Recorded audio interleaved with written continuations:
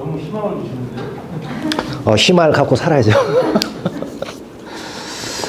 그 시험을 너무 어렵게 생각하지 마세요. 이게 어렵게 생각하다 보면 여러분들 막 그냥 접근도 어렵게 하는데 그냥 편하게 생각해가지고 그냥 일반적으로 그냥 이해할 정도 되면 그 정도는 되면. 자, 그 다음에 이제 공구가 나와 있습니다. 그냥 말 그대로 공사구역이 공구예요, 이게. 공사구역이에요, 그냥.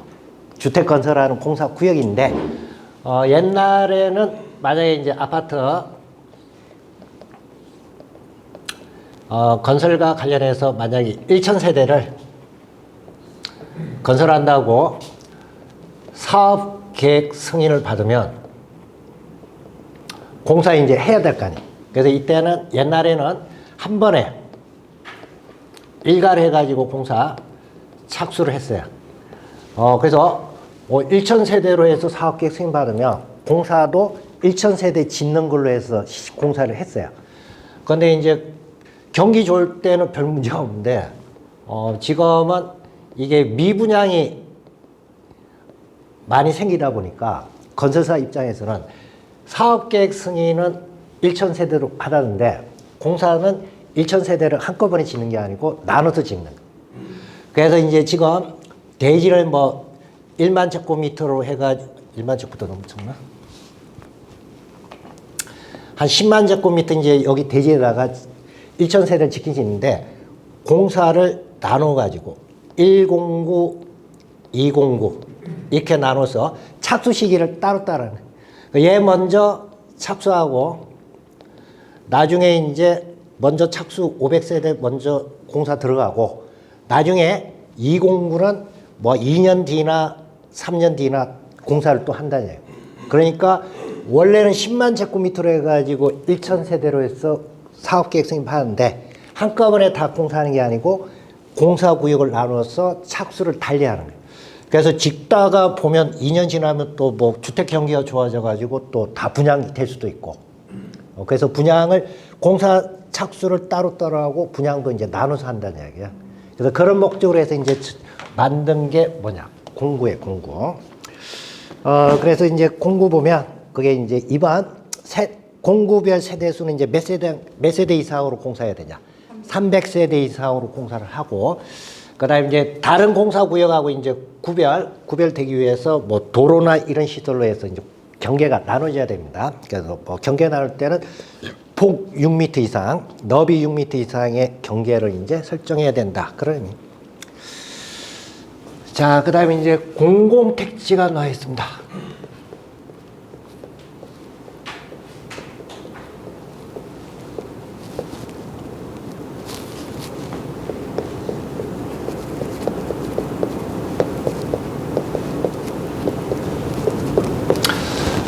공공택지는 뭐 한자로 하면 이렇게 되어 있어요. 그러니까 여기 이제 앞에 공공이 뭐냐 그러면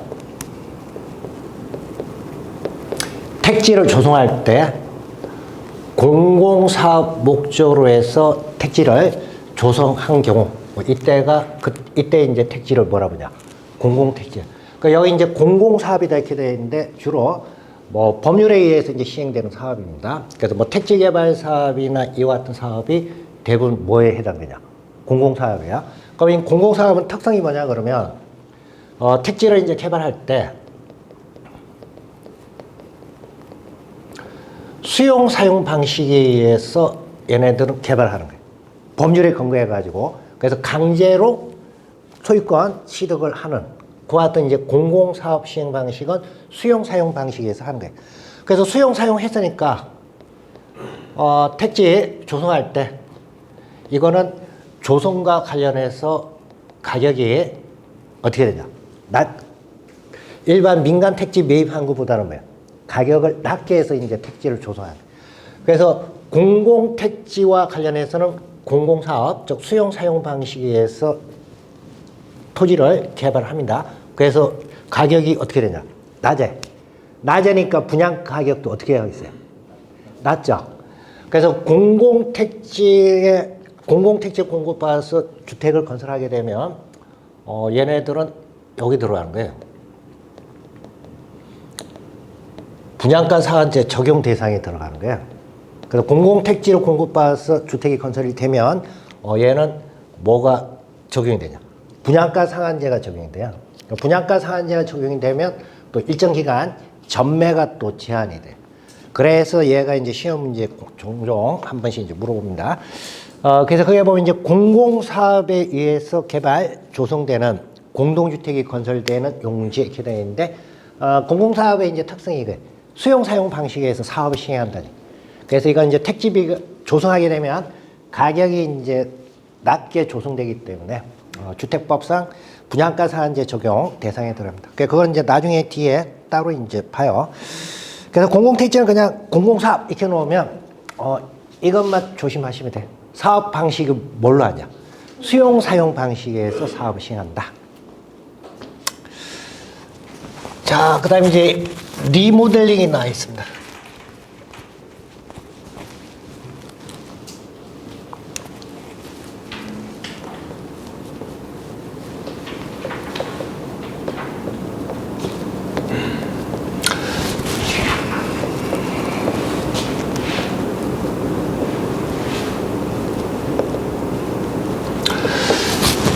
리모델링은 지금 영어 단어를 그대로 써요. 이게 왜 그러냐면 행위가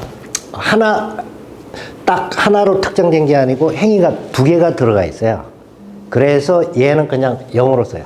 그래서 뭐 어떤 행위가 들어가냐면 공동주택과 관련해서 건축법상 대수선하는 것. 뭐 교체나 수선하는 행위하고, 그 다음에 기존 주택의 전용 면적, 주거 전용 면적 일부를 증축하는 행위. 이것도 리모델링이다. 그래서 대수선하는 거하고 일부 증축, 여기까지가 리모델링 범위에 들어가다 보니까 얘가 번역이 안 되는 거예요. 그래서 그냥 단어를 그대로 쓴 거예요. 그래서 리모델링 이렇게 놓으면 꼭 증축뿐만 아니고 뭐 하는 것도 리모델링에 들어가냐. 대손하는 것도 리모델. 그러니까 여러분들 1번 대손 나와 있죠. 그래서 이거는 이제 뭐 시설 등을 이제 청소하거나 해체를 하거나 수선하거나 변경하는 것. 자, 이게 이제 대손인데 이런 행위도 리모델이 들어가고, 그다음에 이제 주거 전용 면적 일부를 증축하는 것도 리모델이 들어가요. 그리고 일부 증축은 기간이 좀 지나야 돼요. 그래서 완공되고 나서 사용검사일 균에서 몇 년 이상이 경과되냐. 15년 이상 경과가 된 경우, 이때는 주거전용 면적과 관련해서 일부를 증축할 수 있다 이렇게 되어 있어요. 그래서 일부 증축이 있는데 원래는 전용 면적 85제곱미터 이상이 되면 기존 주거 전용 면적의 30% 범위에서만 증축이 돼요. 그리고 이제 85제곱미터 미만이면 기존 주거 전용 면적의 얼마까지 증축할 수 있냐? 40%까지 증축할 수가 있어요. 그래서 증축이 뭐 원래는 기본적으로 몇 퍼센트냐? 30%고 85제곱미터 미만일 때만 얼마까지냐? 40%까지다. 자, 그래서 만약 이제 전용 면적 60제곱미터였다. 그럼 얘는 85제곱미터 미만이니까 40%까지 할 수 있다는 얘기. 그러면 24제곱미터를 증축할 수 있다는 얘기. 기존의 60에서 24 증축하니까 면적이 나중에 얼마가 되냐? 84제곱미터까지가 된다는 얘기.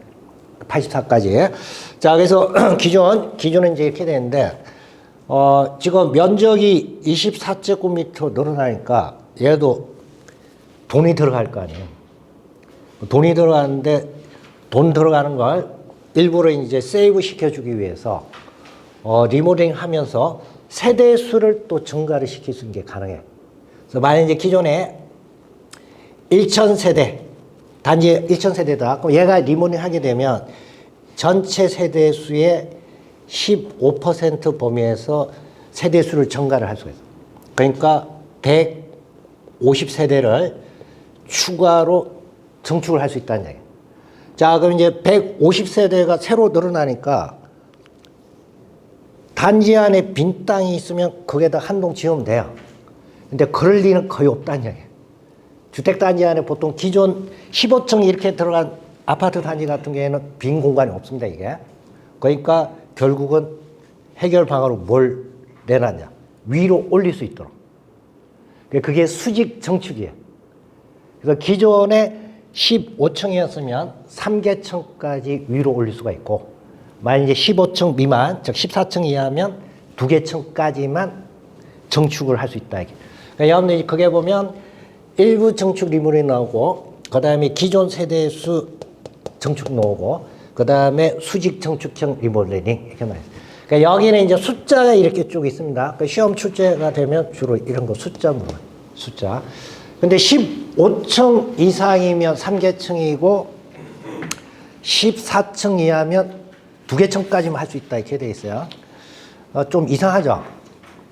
15층이 더 높죠? 15층 이상이니까 더 고층인데 걔는 3개층까지고 14층 이하는 2개층만 할 수 있다 이렇게 돼 있어요. 낮으니까 더 많이 올려줘야 되는 거 아니? 근데 이제 구조가 그게 아니고, 층수가 낮을수록 안전도가 낮은 거예요. 그래서 해당된 주택이 이제 층수가 높을수록 옛날에 지을 때 구조적 안전이 더 높은 거예요. 그래서 15층 이상은 몇 개층까지냐? 3개층까지고, 그리고 14층 이하면 몇 개층까지냐? 2개층까지입니다. 그래서 지금 뭐 이렇게 이제 돼 있는데, 주로 뭐 일기 신도시하고 그 다음에 이기 신도시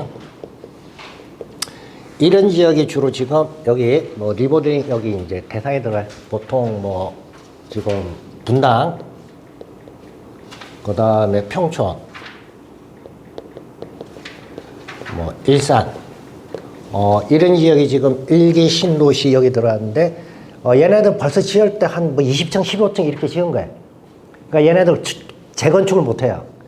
못하는 게 아니고 재건축하게 되면 기존 소유자가 부담금이 엄청 많이 나요. 그래서 얘네들이 이제 주로 지금 앞으로 할 게 뭐냐면 이거예요. 리모델링. 어차피 전용 면적은 늘어나잖아요. 그리고 여기가 거의 한 20년, 뭐 1988년부터 해서 1995년 사이에 대부분 만들어졌기 때문에 여기 벌써 한 30년 가까이 된 아파트예요. 그러니까 고치긴 고쳐야 되는데, 옛날처럼 뭐 철거하고 재건축하는 게 아니고 주로 뭘 해야 돼요? 리모델링을 해서 하는 거예요. 근데 아직 리모델링 들어간 데가 없습니다. 저기 성남에 뭐 야탑 그쪽에 아마 한 1,000세대 정도인데 리모델링 한다고 조합은 만들어졌어요. 근데 진도가 안 나가요. 옛날 1기 신도시하고 2기 신도시 만들 때 아파트 특징이 뭐냐면 지하 주차장이 없어요. 다 지상 주차장. 지금 리모델링 하게 되면 뭘 파야 되냐? 땅을 파가지고 지하 주차장을 만들어야 돼. 근데 땅 파는 게 돈 엄청나게 많이 들어요. 지하 주차장 만드는 게. 그래서 그게 지금 진도가 안 나가고 있습니다, 이게. 그리고 지금 여기도 대부분 이제 세대수 늘어나게 되는데 수직으로 올려야 되는데 기술적으로 장담을 못 해요. 기존 층에서 3개층 올리게 되면 얘가 과연 안전할까? 무너지지 않을까? 이때까지 한 번도 해본 적이 없고. 그러니까 서로가 다 이제 눈치만 보고 있는 거예요. 어느 쪽이 먼저 시작 빨리 하냐. 아마 어느 쪽에서 하게 되면 거의 옛날에 이때 만들어진 아파트들은 다 리모델링으로 가게 돼 있어요. 그래서 리모델링 가긴 가는데 진도가 잘 안 나갑니다, 이게. 그리고 이것도 아마 리모델링하고 한 4, 5년 지나봐야 될 거예요. 무너지는지 안 무너지는지 위로 올려가지고. 자, 그래서 리모델링까지 해가지고 일단 용어를 이제 잘 봐두시고. 그러니까 여러분들 이제 일단 주택법은 제일 만만한 게 한 세 문제, 두 문제에서 세 문제는 앞에 용어 정의에서 출제해야 돼요. 그런 부분은 틀리지 않고 다 맞춰야 돼요.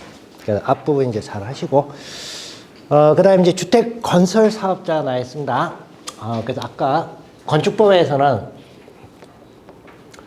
건물 짓는 사람을 뭐라고 부르냐? 건축주 이렇게 불러요. 근데 이제 주택법에 오게 되면 단독주택하고 공동주택을 짓긴 짓는데 많이 짓는다는 이야기야. 많이 짓기 때문에 얘는 뭘로 보냐? 사업으로 봐요. 사업이기 때문에 부를 때 뭐라고 보냐? 사업주체 이렇게 봐요. 사업주체. 그러니까 여러분들 이제 첫 번째 사업주체가 나와 있습니다. 그래서 주택 건설 사업이나 대지 조성 사업과 관련해서 사업을 시행하는 사람을 법에서는 뭐라고 하냐? 사업주체. 그래서 사업주체 이제 보면 국가하고 지방자치단체하고 주택공사하고 지방공사 이렇게 되어 있는데 그와 같은 경우는 이제 주로 공공사업주체 이렇게 부르고 그다음에 이제 두 번째 주택법에 따라 등록한 사업자입니다. 그래서 좀 그 밑에 나 있는 이제 등록 사업자가 나 있는데 일정 규모 이상이면 국토교통부 장관한테 주택건설 사업과 관련해서 등록하도록 되어 있어요. 그러니까 등록한 사람을 등록 사업자 이렇게 불러요. 그리고 그게 이제 등록 대상이 나 있습니다. 그래서 그게 보면 이제 연간 단독주택의 경우 20호, 그리고 공동주택일 때 20세대, 그리고 도시형 생활주택은 30세대 이상, 그리고 대지 조성은 연간 1만 제곱미터 이상을 시행하려는 경우, 이때는 이제 국토교통부 장관에게 등록해야 한다 이렇게 돼 있어요. 자, 그럼 지금 주택법에서는 사업이라고 했습니다. 그 사업은 자 영리성을 가지고 계속적으로 하는 게 뭐냐? 사업이에요. 그래서 거기에는 대상에 앞에 이게 들어가 있어요. 연 단위로 봐서 단독주택하고 공동주택을 얼마 이상 지을 거냐? 20호 또는 20세대 이상이고, 그 다음에 이제 대지 조성도 연간 1만 제곱미터 이상. 지금 한 게 아니고 앞으로 뭐예요? 할 거라는 얘기예요. 그래서 단위가 이게 붙어요. 연간 20호 또는 20세대 이상 또는 뭐 도시형 생활주택은 30세대 이상, 그리고 대지 조성은 1만 제곱미터 이상 하고자 하면 국토교통부 장관에게 뭐 해야 되냐? 등록을 해야 된다. 얘는 앞에 연간 이게 붙습니다. 그리고 국가나 지방자치단체는 규모가 뭐 20호 또는 20세대 이상이라 하더라도 얘네들은 등록을 안 해. 그래서 그게 이제 박스 안에 들어가 있는 것. 다음에 사업 주체는 거하지 아니하다 기능인데 등록을 안 해야 된다. 그래서 이제 첫 번째가 국가 등이고, 두 번째는 주택건설 사업과 관련해서 설립된 공익법인. 공익법이니까 얘도 등록 안 해도 되고, 그 다음에 세 번째 이제 주택조합입니다. 주택조합은 공동사업 시행하면 얘는 따로 안 해도 돼요. 주택조합은 좀 이따 봅니다. 그리고 이제 네 번째, 근로자를 고용하는 자, 이렇게 되어 있는데, 자, 그 사람은 사장님이에요, 사장님. 사장님인데, 가로 속에 보면, 등록사업자 공동으로 주택을 건설 사업 시행을 하는 고용자만 해당한다, 이렇게 되어 있는데, 그게 주로 이거예요.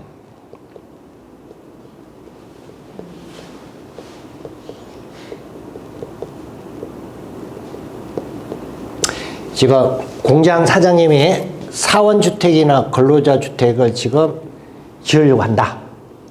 그러면 이 사람도 규모가 뭐 20호나 20세대 이상이면 이게 등록해야 되냐 이거예요. 얘는 원래는 건설 사업 하는 사람 아니잖아요. 그래서 얘는 등록하지 않고 할 수 있다니. 그래서 대신 건설업자하고 반드시 공동사업 하도록 되어 있습니다, 이게. 그래서 그와 같은 경우에는 등록하지 않고 할 수 있다. 그러니. 자, 그 다음에 이제 사업 주체 중에서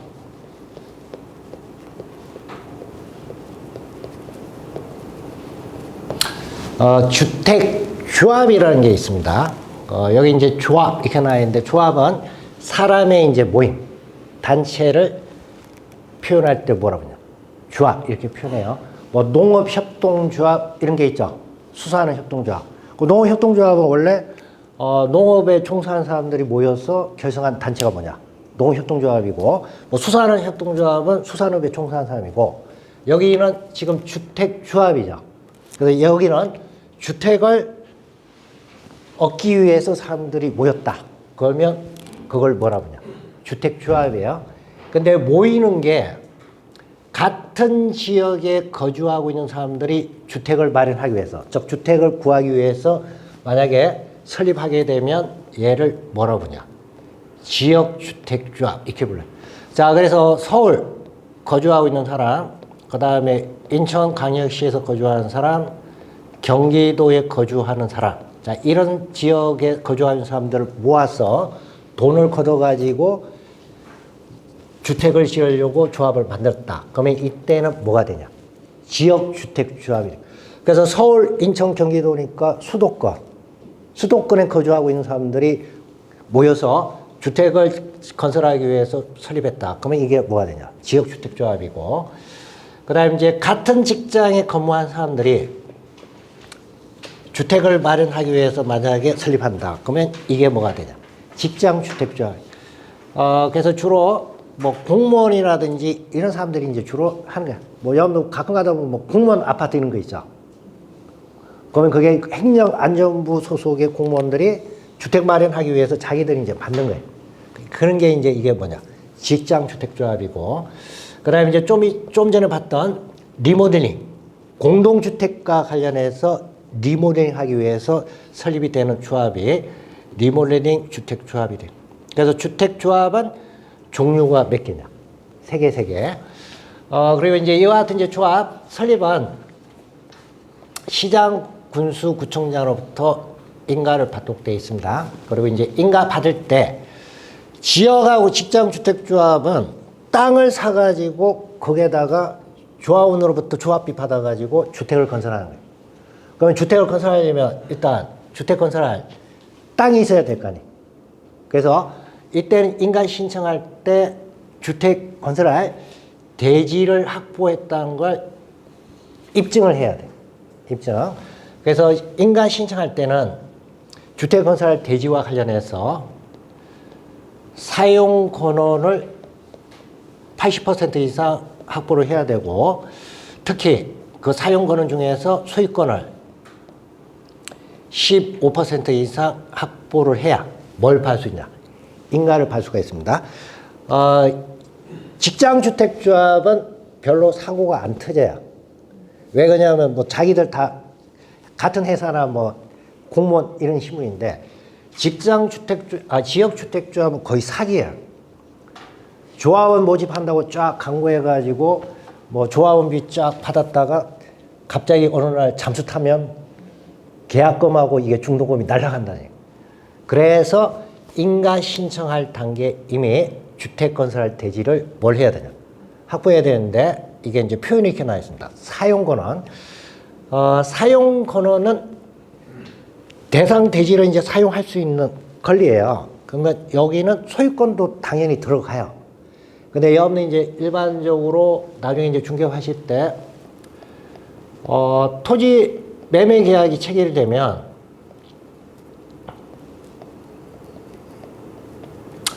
관례상 거래대금의 10% 이거 계약금이 지급이 돼요. 그 계약금이 지급이 되면 일반적으로 이제 토지 같은 경우에는 토지 소유자가 토지를 사용할 수 있는 사용 승낙서를 만들어줘요. 거기에 보면 이제 뭐 지상에 있는 뭐 각종 뭐 공작물이나 철거도 가능하다 이렇게 해가지고, 그러면 이렇게 확보를 한 걸 포괄적으로 표현할 때 뭐라고 표현하냐? 사용권이라고. 그 사용권은 80% 확보했다는 건 주택 건설할 대지 중에서 80%는 뭘 체결되냐? 매매 계약이 체결되고 뭐가 지급이 되냐? 계약금이 지급이 됐다는 얘기. 그래서 80% 이상 사용권을 확보해야 되고, 그 중에서 특히 소유권이 몇 % 이상이 되냐? 15% 이상 소유권을 확보해야 된다. 이게 사고가 하도 터지니까 이게 새로 추가됐어요. 종전에는 그냥 사용권만 확보했는데, 지금은 사용권은 내용 중에서 뭐가 들어가냐? 소유권. 소유권도 15% 이상 확보해야 된다. 이렇게 됩니다. 자, 그 다음에 이제 공동주택 리모델링과 관련해서 주택조합 설립, 인가와 관련해서는 주택의 소유자, 공동주택의 소유자는 이렇게 부릅니다. 구분 소유자. 공동주택은 아파트 같은 경우에는 자, 건물은 외형상으로 그냥 한 동이죠. 한 동이잖아요. 건물 한 동인데 여기 한 동 건물을 여러 세대가 나눠서 쓰는 거야. 그럼 101호와 관련해서 갑이 만약에 소유권이 있다. 얘는 여기 한 동 건물에 대한 전체 소유권이 아니고 일부죠. 일부에 대해서 소유권 가지고 있죠. 그러니까 이런 소유권을 민법에서 구분 소유권이라고 이야기해요. 그리고 그 소유자를 따로 뭐라고 부르냐? 구분 소유자 이렇게 불러요. 자, 그래서 공동주택 소유자는 이렇게 부릅니다. 구분 소유자.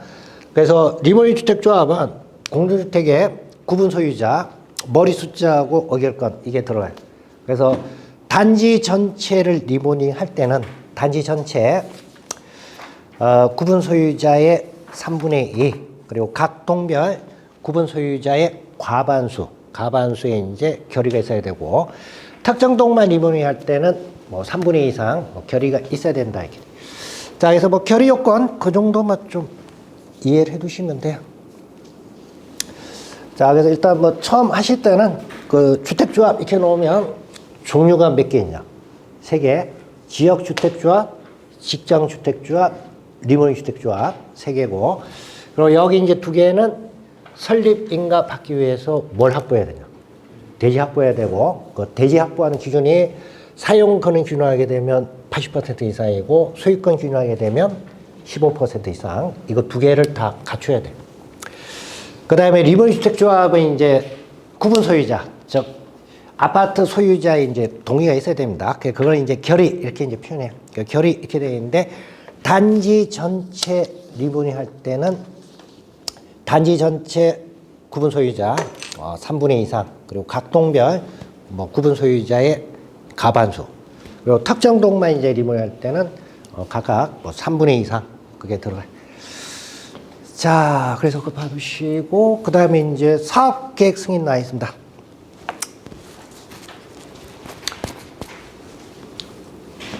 자, 건축법에서는 건물을 지으려면 시장군수로부터 건축 허가를 받아야 한다 이렇게 했고, 그리고 주택법은 주택건설은 규모가 크기 때문에 뭐라고 보냐? 사업으로 봐요. 사업으로 보기 때문에 주택건설과 관련해서 사업계획과 관련해서 승인권자로부터 뭘 받아야 되냐? 승인을 받아야 한다 이렇게 됐어요. 자, 그러면 이제 공동주택하고 단독주택은 얼마나 건설을 할 때 사업으로 보냐 이거예요. 그래서 이제 사업으로 보는 건 원칙은 단독주택일 때는 30호 이상, 공동주택일 때는 30세대 이상, 그리고 예외적으로 뭐 50호 또는 50세대 이상일 때 사업으로 봅니다. 그리고 주택 건설할 대지 조성은 1만 제곱미터 이상일 때 이때가 사업계획 승인 대상이에요. 그래서 기본은 30호 30세대가 기준이에요. 그래서 30호 30세대 이상이면 뭘 받아야 되냐? 사업계획 승인. 그러니까 예외적으로 50호 또는 50세대 이상일 때 사업계획 승인 받습니다. 자, 그러면 지금 30호나 30세대 미만이다. 그러면 주택법에 의한 사업계획 승인 대상이 아니에요. 그러면 이때는 주택법이 적용 안 되고 뭐가 들어요? 건축법이 적용. 건축법상의 건축허가 발생합니다. 그래서 만약에 이제 연립주택을 24세대를 지금 지으려고 한다. 그럼 이거는 건축법에 의한 허가 받아야 되냐, 주택법에 의한 사업계획 승인이냐 이렇게 봤을 때 얘는 30세대가 아니죠. 그래서 얘는 건축법에 의한 건축 허가를 받아서 하는 거고 주택법에 의한 사업계획 승인 대상은 아니다 그 얘기. 자, 그러면 이제 건축법하고 주택법 적용이 아니냐, 뭐가 가장 큰 차이냐 그러면 주택법에 의해서 사업계획 승인 대상이면 주택건설 기준이 좀 틀려요. 세대수에 따라서 이거는 그냥 참고로 해서 알아둬요. 세대수에 따라 100세대 이상이면 어린이 놀이터 설치해야 되고 경로당 설치해야 되고 그 다음 벽 두께 기준이 일단 달라집니다. 아파트 외벽의 두께 기준이 달라져요. 주택법에 의한 사업계획 승인 대상이면 외벽 두께가 두꺼워요. 일반 건물보다. 그래서 건축법상 건축 허가 받으실 때는 이런 게 적용이 안 돼요. 근데 만약에 이제 주택법에 의해서 사업계획 승인 받으면 이런 게 적용이 돼요. 그러면 짓는 사람 입장에서는 이게 편하겠어요? 이게 편하겠어요? 주택법 적용 대상이면 돈 많이 들어요. 벽 두께도 두꺼워지고 또 어린이 놀이터도 만들어야 되고 또 경로당도 만들어야 되고. 근데 건축법에서 하게 되면 이게 적용이 안 된다는 얘기예요.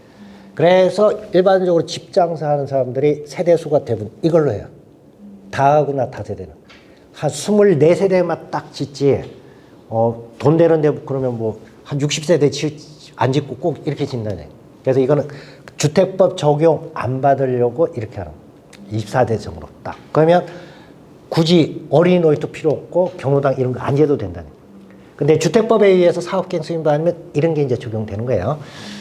그래서 일단 뭐 기준 이거 이제 30호 또는 30세대 이상 그거 좀 기본으로 그거 받으시고 예외적으로 뭐 50호 또는 50세대 이상 기대인데 그거는 뭐 참고해서 이제 받으시고 기본은 몇 개로 하냐? 30호 30세대 이상입니다. 그 다음에 뒤에 가시면 이번 예외 나와 있어요. 다음의 경우에는 사업계획 승인 대상에서 제외한다 기대인데 세대수가 여기 해당한다 하더라도 사업계획 승인 대상에서 제외야. 그 제외하니까 그게 나와 있는 두 가지는 건축법에 의해서 뭘 받냐? 허가 받아서 할 수 있다. 그 이야기예요. 근데 1번 첫 번째 나인 것 좀 그거 표현을 좀 봐주세요. 1번 보면 다음의 요건을 모두 갖춘 사업의 경우 이렇게 되어 있는데 1번 준주거 지역 또는 상업지역에서 300세대 미만의 주택과 주택외 시설을 동일 건축물로 건축하는 경우 이렇게 되어 있어요.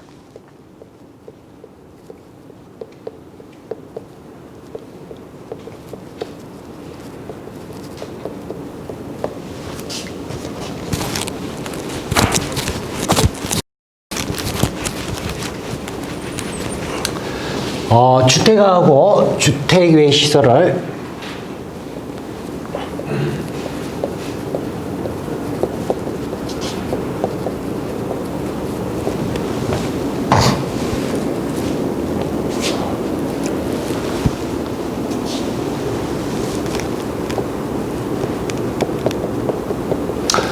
주택하고 주택외 시설을 동일 건축물로 건축하는 경우 이렇게 되어 있는데 자 이걸 일반적으로 이야기할 때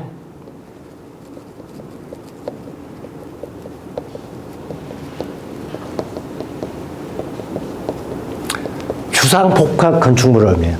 근데 법에서는 주상복합 건축물이라는 용어 자체가 없어요. 이렇게 표현해. 주택하고 주택외 시설, 즉 상업시설이나 오피스텔 같은 업무시설, 자 이와 같은 시설을 같은 건축물에 건축한다. 그러면 주거로 쓰는 부분하고 주거 이외 용도 쓰는 게 같은 건물에 있다는 이야기야. 그래서 이게 이제 신문, 언론에서 이제 표현할 때는 주상복합 건축물이다 이렇게 표현하는데 시험엔 절대로 이렇게 안 놉니다. 주상복합 건축물이라는 용어 자체를 안 써요. 법률에서는 뭐라고 표현하냐? 주택하고 주택 외 시설을 동일 건축물에 건축한다. 이렇게 표현 넣으면 얘가 뭘 의미하냐? 주상복합 건축물을 의미해.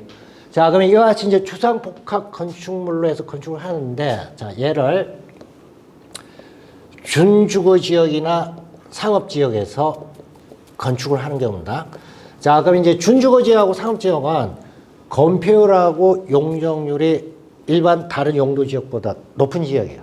그래서 결국 토지 가격이 다른 지역에 비해서 높습니다.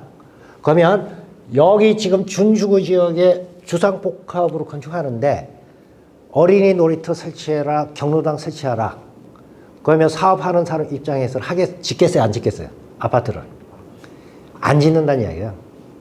그래서 여기 준주거 지역이나 상업지역의 주택을 공급을 원활하게 하기 위해서 세대수가 300세대 미만이면 주택하고 주택의 시설, 즉 주상복합으로 건축할 때는 주택법상의 사업계획 승인 안 받고 건축법상 건축허가 받아서 건축할 수 있다. 그 이야기.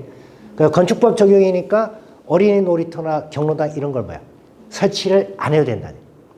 그래서 이거는 이제 주상 복합 건축, 즉 주택하고 주택의 시설을 같은 건축물에 이제 건축할 때 용도 지역이 이 지역에 한해서 허용이 됩니다. 자, 그래서 그것만 좀 표현을 잘 좀 봐두시고, 절대로 주상 복합 건축물이란 용어는 없습니다. 법에서는 뭐라고 표현하냐? 주택과 주택 외 시설을 동일 건축물에 건축한다. 이렇게 놓으면 여러분들 머릿속에서 뭐가 떠올라야 되냐? 주상복합 건축물이다. 이렇게 떠올라. 자, 그래서 첫 번째 그것만 좀 조심하시고, 그 다음에 이제 건축법에서는 허가권자인데 지금 주택법에서는 사업계획 승인권자입니다. 사업계획 승인권자가 세 개로 이제 나눠져요. 그래서 주택단지를 건설할 대지 면적이 10만 제곱미터 이상이냐, 10만 제곱미터 미만이냐, 이렇게 해서 뭐 10만 제곱미터 이상이면 시도지사 또는 대도시시장의 사업계획 승인이고, 10만 제곱미터 미만이면 특별시장, 강행시장, 특별자치시장, 특별자치도시사, 시장, 군수, 뭐 허가권, 승인권자 이렇게 되어 있습니다. 그래서 1번하고 2번은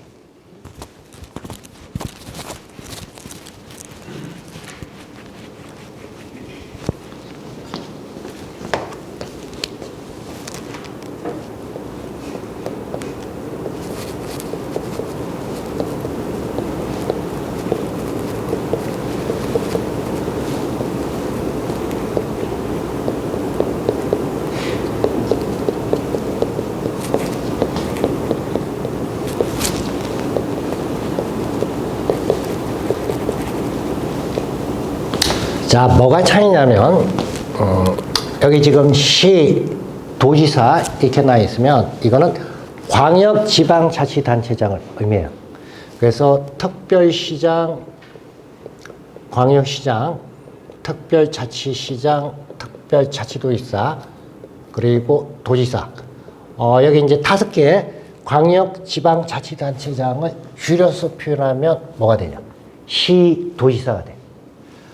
그리고 인구 50만 이상인 시는 법에서 이제 대도시라고 이제 따로 분류를 해서 도지사하고 같은 권한을 주는 거예요. 그래서 1번에 나 있는 거 첫 번째는 시도지사 또는 대도시장이죠. 그리고 2번은 10만 제곱미터 미만 이렇게 되어 있는데, 자, 여기서 이제 차이가 있는 특별시장, 강행시장, 특별자치시장, 특별자치도지사, 그리고 시장, 군수죠. 그래서 여기는 도지사가 안 들어가요. 안 들어가고 도지사 밑에 기초자치단체장인 누가 들어가냐? 시장, 군수가 들어갑니다. 그래서 1번하고 2번의 차이는 이거예요. 도지사가 들어가냐, 안 들어가냐. 그래서 1번 10만 제곱미터 이상이면 도지사가 들어가요. 근데 10만 제곱미터 미만이면 도지사는 해당 사항 없고 대신 누가 들어가냐? 시장, 군수가 승인권자. 그 차이에 공법할 때 제일 어려운 사람이 이 사람입니다. 시도지사. 여러분들 이제 시도지사 이렇게 놓으면 5명. 강력자치단체, 특별시장, 광역시장, 특별자치시장, 특별자치도지사, 그리고 도지사. 이 5명을 줄여서 표현하면 뭐가 되냐? 시도지사예요. 특별시는 뭐 서울특별시 하나밖에 없습니다. 그리고 강역시는 뭐 8개인가 그렇고, 특별자치시는 세종시예요. 특별자치도지사는 제주도예요. 그 제주도는 따로 법률이 따로 있습니다. 뭐 제주 특별자치도에 관한 지원에 관한 법률이 따로 있어요. 제주도는 외국하고 중국이나 이런 데하고 들어올 때 비자 면제되는 구역이에요. 그래서 법률이 따로 있어요. 제주도는. 그러니까 여기 이제 5개를 광역자치단체인데 줄여서 뭐라 그러냐? 시도지사입니다. 시도지사. 얘네들 다 쓰면 글자가 17글자라서 법률 규정이 길어져요. 그래서 줄여서 뭐라고 표현하냐? 시도지사예요. 근데 여기 5명 중에서 1명이 빠지게 되면 다 적어야 돼. 그래서 이번에 보면 도지사가 빠졌으니까 특별시장, 광역시장, 특별자치시장, 특별자치도지사, 그리고 시장 군수 이렇게 놓은 거예요. 그래서 이거 참 시험 볼 때까지 계속 해야 하는데 꼭 시험장 가면 꼭 틀립니다, 시험들이. 자, 그래서 1번하고 2번 그것만 좀 조심하시면 돼요.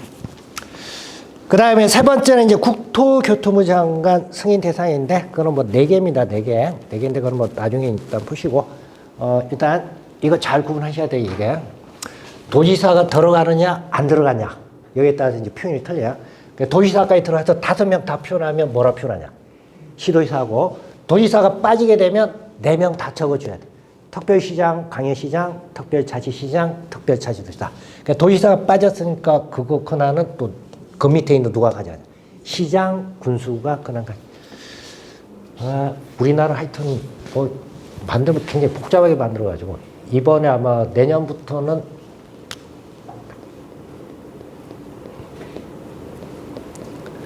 또 특례시 인구 50만 이상이면 이거라고 했죠.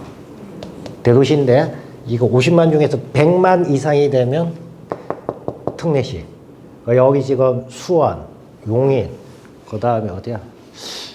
고양, 경기도만 해당 사항이 있어요. 경기도 안에만.